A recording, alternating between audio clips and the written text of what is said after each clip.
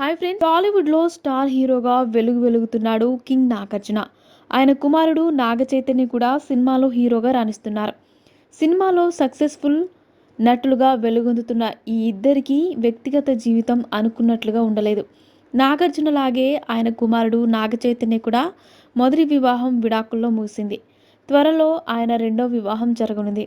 సమాంతతో విడాకులు తీసుకున్న తర్వాత నాగ చైతన్య నటి శోభితా ధూళిపాళ్లతో ప్రేమలో పడ్డారు. ఇటీవలే వీరిద్దరికీ నిశ్చితార్థం ముగిసింది.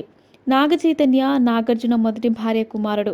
నాగార్జున మొదట లక్ష్మిని వివాహం చేసుకున్నాడు. వారికి జన్మించిన కుమారుడే నాగ చైతన్య. 1990 సంవత్సరంలో లక్ష్మితో విడాకులు తీసుకుని విడిపోయారు నాగార్జున. లక్ష్మిని విడిపోయిన తర్వాత నటుడు నాగార్జున నటి అమలాను రెండో వివాహం చేసుకున్నారు.